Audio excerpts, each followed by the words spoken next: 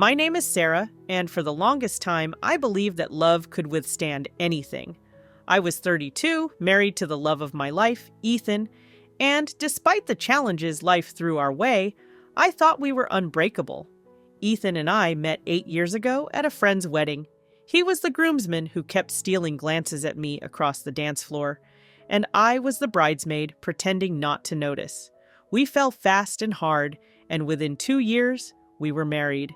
Ethan was kind, patient, and fiercely protective of me, which was something I clung to whenever I faced his mother, Margaret. From the very beginning, she made it clear that I was not the daughter-in-law she had envisioned for her precious son. Margaret was the kind of woman who believed she knew best about everything. With her perfectly manicured nails, her sharp tongue, and an aura of constant disapproval, she ruled over her family with an iron fist. I should have seen the signs early on. During our engagement party, Margaret had pulled Ethan aside, thinking I wouldn't overhear. "You're sure about her?" she had asked, a tight smile on her lips. "She's different from the women you used to date." Different. That was Margaret's way of saying I wasn't good enough. Despite her thinly veiled insults, I tried my best to win her over. I hosted family dinners, asked for her recipes, and even offered to help with family gatherings. But no matter what I did, Margaret always found a way to undermine me. If I cooked, she'd sprinkle in a little more salt just to fix it. If I cleaned, she'd wipe a finger across a surface and sigh dramatically. "You know, Sarah," she'd say, "you really should take pride in your home. A wife's touch makes all the difference." Ethan, ever the peacemaker, would brush it off. "That's just how Mom is," he'd say. "She doesn't mean anything by it." And for a while, I convinced myself he was right. But things took a turn when Ethan and I decided to start a family. We'd been trying for a year with no success, and the pressure from Margaret intensified tenfold. At every family event, she'd ask intrusive questions, her eyes darting to my stomach. "Still no good news?" she'd say with a forced smile. "You know, back in my day, women didn't waste time." The worst of it was when she cornered me in the kitchen at Thanksgiving. I was peeling potatoes when she leaned in, her voice low and venomous. "Maybe you should step aside and let Ethan find a real woman," she said, her words slicing through me like a blade. "A man deserves a family, not a career-obsessed wife who can't even do the one thing that matters." I remember gripping the peeler so tightly my knuckles turned white. I wanted to lash out, to defend myself, but instead, I just swallowed the lump in my throat and continued peeling. I didn't tell Ethan about that conversation. I told myself it wasn't worth it, that he had enough on his plate without dealing with his mother's toxicity. Our home, once our sanctuary, started feeling like a war zone. Margaret's influence seeped into every corner of our marriage, her words replaying in my mind even when she wasn't around. Ethan noticed my growing stress and tried to reassure me, but deep down, I could see the weight of his mother's expectations pressing on him, too. Then came the worst blow.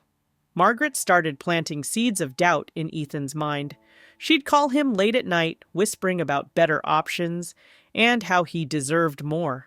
I could see it in his eyes, the way he started hesitating when we talked about our future, the way he avoided conversations about doctor appointments and fertility treatments. I felt like I was drowning, suffocating under the weight of her judgment, and Ethan, my Ethan, was slipping through my fingers.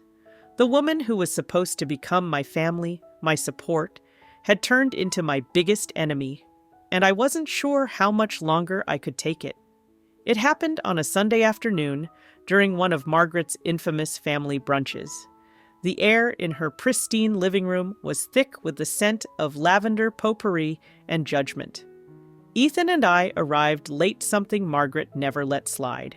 She greeted us with a tight-lipped smile that didn't reach her eyes, her gaze immediately dropping to my stomach. "Still no news?" she asked, her voice dripping with false concern. I forced a smile, trying to keep my composure. "Not yet, Margaret. We're taking things one step at a time." Her lips curled into something that barely resembled a smile. "Tick-tock, dear. You're not getting any younger." Ethan squeezed my hand gently. a silent plea for patience. But inside, I was seething.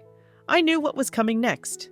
The same passive-aggressive jabs, the not-so-subtle suggestions that Ethan should have married someone more maternal. But today, Margaret decided to take things a step further. As we sat around the dining table, passing dishes of meticulously prepared food, Margaret leaned in closer to Ethan. "Sweetheart," she began, her voice loud enough for everyone to hear, "I had the most interesting conversation with Mrs. Bennet yesterday. Her niece just moved back to town, such a lovely girl. Smart, beautiful, and, of course, from a good family." Ethan stiffened beside me. "Mom." Margaret ignored him, her gaze never leaving mine. "I told her how much you've been wanting children, Ethan, and you know what she said? That her niece would make a wonderful wife and mother." The words hit me like a punch to the gut. The room fell silent, all eyes darting between me and Margaret, waiting to see my reaction. My heart pounded in my chest, heat rushing to my cheeks. I set my fork down carefully, swallowing the lump in my throat. "Margaret," I said, my voice deceptively calm, "are you suggesting that Ethan should replace me?" She didn't even have the decency to look embarrassed. Instead, she sipped her tea, her expression smug. "I'm saying that my son deserves happiness, and, well, if you can't provide that—" Ethan slammed his hand on the table, the sound echoing through the room. "Mom, that's enough!" Margaret's eyes widened in mock innocence. "Ethan, I'm just being practical. A man your age shouldn't waste his best years waiting for something that may never happen." I could feel the tears burning in my eyes, but I refused to let her see me break. I stood abruptly, the chair scraping against the floor. "Excuse me," I whispered, barely holding myself together as I hurried to the bathroom. Behind the closed door, I leaned against the sink, staring at my reflection in the mirror. My hands trembled, my breath ragged. I knew Margaret had always resented me, but this was beyond anything I had imagined. She wanted me gone. A soft knock on the door interrupted my thoughts. "Sarah?" Ethan's voice was gentle. I opened the door, and the look on his face nearly undid me, anger, guilt, and helplessness. "We're leaving," he said firmly, taking my hand and leading me out without another word to his mother. Margaret's voice followed us to the door. "You can run from the truth, Ethan, but it'll catch up with you eventually." As we drove home in silence, I realized something. Margaret wasn't going to stop. No matter how much I tried to be the bigger person, no matter how much Ethan defended me, she had already made up her mind. And I was done playing nice. The drive home from Margaret's house was eerily silent, save for the occasional sniffle that escaped me despite my efforts to keep it together. Ethan's grip on the steering wheel was white-knuckled, his jaw clenched tight. I knew he was furious, but I also knew that anger alone wouldn't change anything. Margaret had crossed a line that couldn't be ignored anymore. "She's gone too far this time," Ethan finally said, his voice thick with frustration. "I can't believe she'd say that in front of everyone." I let out a shaky laugh, wiping my damp cheeks. "Believe it, Ethan. Your mother has never been subtle about wanting me out of the picture." He exhaled, his gaze fixed on the road. "Sarah, I promise you, I won't let her get between us." But the damage had already been done. Margaret had planted seeds of doubt, not just in Ethan's mind, but in mine as well. I spent the following days feeling like an intruder in my own marriage, second-guessing every interaction, every conversation. Ethan tried to reassure me, to drown out his mother's poisonous words with kindness and love, but the weight of her expectations hung over us like a storm cloud. And Margaret wasn't done. The next morning, while Ethan was at work, my phone buzzed. Margaret's name flashed across the screen, and for a split second, I debated letting it go to voicemail. But something in me snapped. I needed to confront this head-on. "Margaret," I answered, my voice steady despite the nervous flutter in my chest. "I see you finally found the courage to pick up," she said smoothly, a satisfied lilt in her tone. "We need to talk." I swallowed hard. "I don't think there's anything left to say after what you pulled on Sunday." "Oh, come now, Sarah," she tutted. Don't be so sensitive. I'm just looking out for Ethan's best interests. I gritted my teeth. Ethan's best interests do not include finding a new wife. Margaret chuckled, and the sound sent a shiver down my spine. Well, if you insist on keeping him tied to your unfortunate situation, I suppose that's your choice. That was it. No, Margaret, it's Ethan's choice. And if you can't accept that, then maybe you should start preparing for the reality that he might choose to cut you out of his life instead. There was a brief pause, and when Margaret spoke again, her voice was colder. Don't be foolish, dear. Ethan will always be my son. Blood is thicker than, well, whatever you are to him. I hung up before she could say another word, my hands shaking. Margaret wasn't going to stop until she got what she wanted, and I wasn't about to let that happen. That night, Ethan found me sitting on the couch, staring blankly at the television. He dropped his keys on the table and sat beside me, concern etched across his face. What happened? I told him everything: Margaret's call, her veiled threats, and my growing fear that she'd never let us live in peace. His expression darkened, and for the first time, I saw something close to hatred in his eyes. She doesn't control us, Sarah, he said firmly. We need to set boundaries. If she can't respect you, then she doesn't get to be part of our lives. And so, we tried. Ethan limited his phone calls with her, avoided family gatherings, and defended me every time Margaret tried to slither her way back into our lives. But Margaret was relentless. When she couldn't get to Ethan directly, she went for the next best thing: our extended family. It started with whispers, innocent-seeming questions at family events that quickly turned into accusations. Aunt Margaret said you've been struggling to have kids, Ethan's cousin asked me at a baby shower, her eyes filled with pity. Are you okay? Sarah, honey, one of his aunts said over dinner, have you considered stepping aside? Maybe you're just not meant to be a mother. Each comment was another dagger to the heart, and I knew exactly where they were coming from.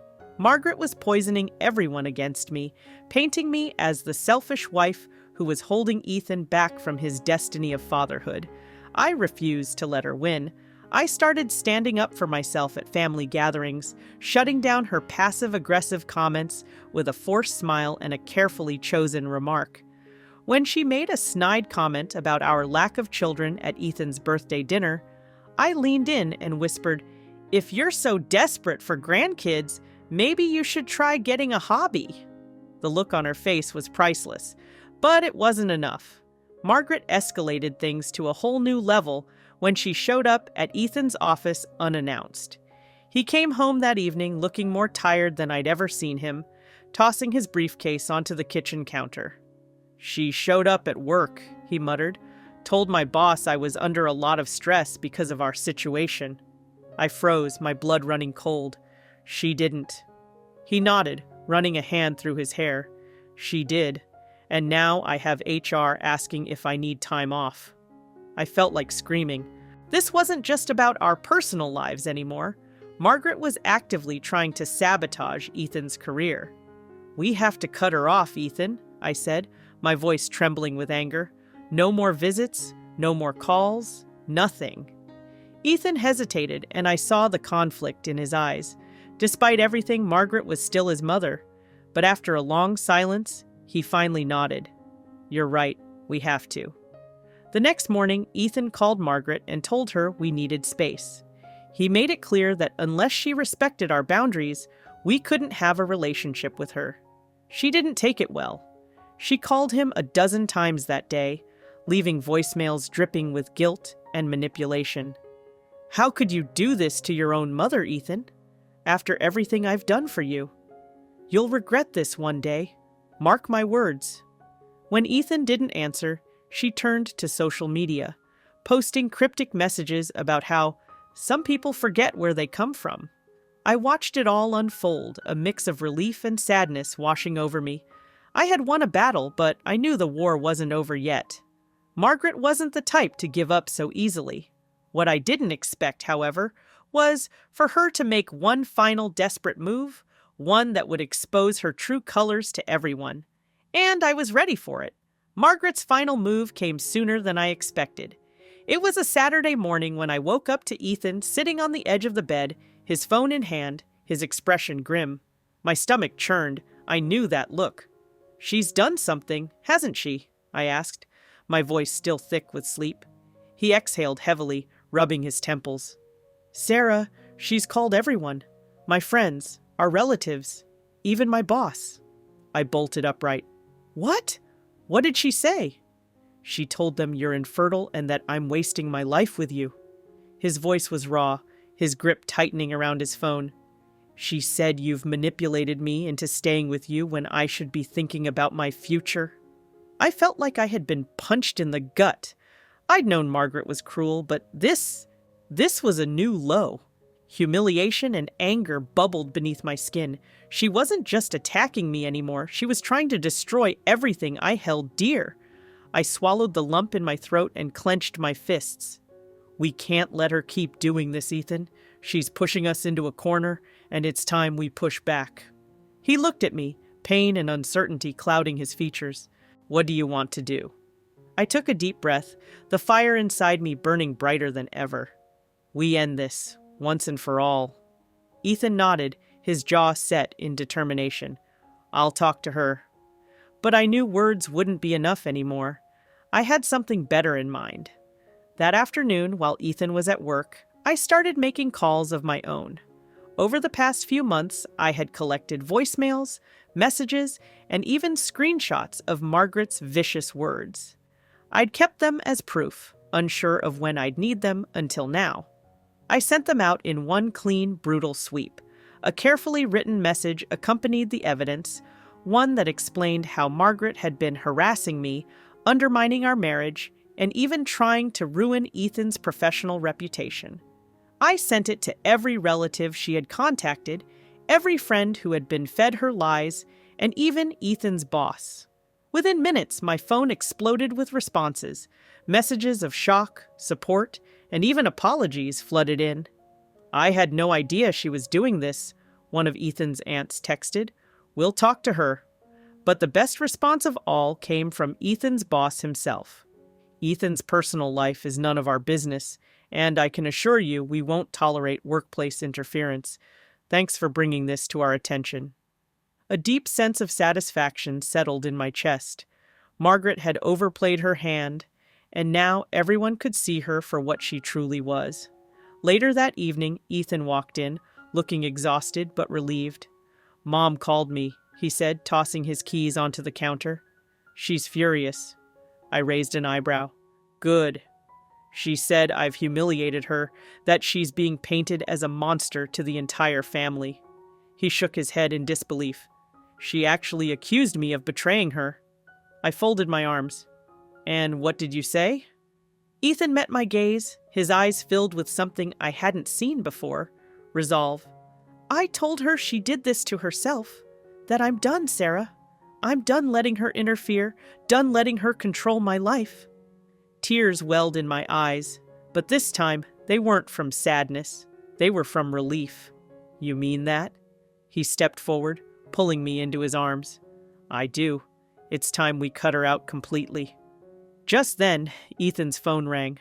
We both stared at the screen. Margaret. He looked at me, and without hesitation, he silenced the call.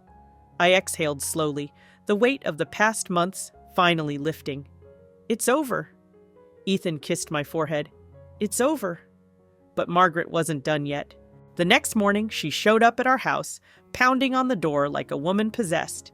"Ethan! I know you're in there!" she shrieked, her voice laced with desperation. "You can't do this to me!" Ethan glanced at me, and I nodded. He opened the door, stepping outside before she could force her way in. "Mom, you need to leave," he said, his voice calm but firm. She looked wild, her hair disheveled, eyes frantic. "Ethan, please! I was only trying to help you. She's ruining your life." "No, Mom," he said, his voice steady. "You've been ruining mine." Her face crumpled, but Ethan didn't waver. "If you can't respect Sarah and our marriage, you don't belong in our lives." Margaret's mouth opened and closed, but no words came out. She looked at me, eyes filled with raw hatred. "You did this!" she hissed. "You turned my son against me." I stepped forward, finally finding my voice. "No, Margaret, you did that all on your own." And with that, Ethan gently closed the door in her face. We stood there for a moment, letting the silence settle between us. I turned to Ethan. "Are you okay?" He sighed, pulling me close. "I am now." And just like that, we finally took back control of our lives. In the days that followed Margaret's dramatic exit from our lives, the silence was deafening, but it was the kind of silence I welcomed with open arms. No more passive-aggressive phone calls, no more uninvited visits, no more whispers behind my back. For the first time in years, I felt like I could breathe again. Ethan and I spent the next few weeks rebuilding what Margaret had tried so hard to tear apart. We focused on us, our marriage, our dreams, our future. Without her constant interference, it was as if a weight had been lifted. We started spending our weekends doing things we actually enjoyed: hiking, trying out new restaurants, and even planning a long overdue vacation. One evening, as we sat curled up on the couch watching an old movie, Ethan turned to me, his expression thoughtful. "I didn't realize how much she was affecting us until now," he admitted. "I feel lighter. Do you?" I nodded, squeezing his hand. "Yeah. It's like we finally have space to just be us." Despite the newfound peace, Margaret's absence didn't go unnoticed by everyone else. Friends and relatives reached out, some curious, others apologetic. Ethan's cousin, Lisa, called to check in, her voice hesitant. "I just wanted to say, I'm sorry, Sarah," she said. "I didn't know how bad it had gotten with Aunt Margaret. I should have spoken up sooner." I smiled, feeling a flicker of vindication. "It's okay, Lisa. I'm just glad you know the truth now." Not everyone was as supportive, though. Margaret's closest friends rallied around her, gossiping and twisting the story to make Ethan and me look like the villains. According to them, we were ungrateful and heartless, abandoning a mother who only wanted the best for her son. I ignored it. Let them talk. The people who mattered knew the truth. But Margaret wasn't done trying to claw her way back into Ethan's life. A few weeks after we cut ties, she sent him a long, emotional email, dripping with guilt and manipulation. "Ethan, I miss you so much. I was only trying to help. You'll understand when you have children of your own someday. Please don't shut me out forever." Ethan read it, sighed, and then deleted it without replying. It was the first time I'd seen him take such a firm stand, and I couldn't have been prouder. "She's never going to change, Sarah," he said, wrapping an arm around my shoulders, "but we don't have to let her control our lives anymore." I leaned into him, letting out a deep sigh of relief. "No, we don't." The funny thing is, once we stopped letting Margaret's toxic influence consume us, things started falling into place naturally. Our home felt warmer, our conversations felt more genuine, and even the topic of starting a family, once a sore subject, became something we could discuss without pressure. Then, one morning, everything shifted. I was in the bathroom staring at the little stick in my hand, heart pounding so hard I could barely breathe. 2 pink lines. I blinked, convinced I was seeing things, but they didn't go away. Pregnant. Tears filled my eyes as I walked out to the living room, where Ethan was sipping his coffee. I held the test up, my voice trembling.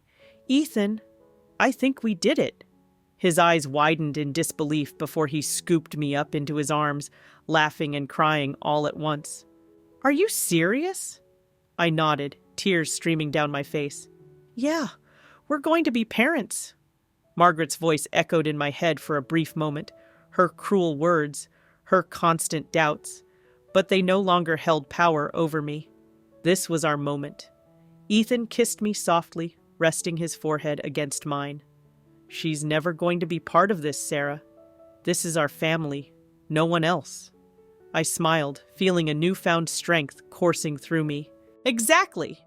And just like that, Margaret became nothing more than a distant memory, a cautionary tale of what happens when you try to control something that was never yours to begin with. We had won,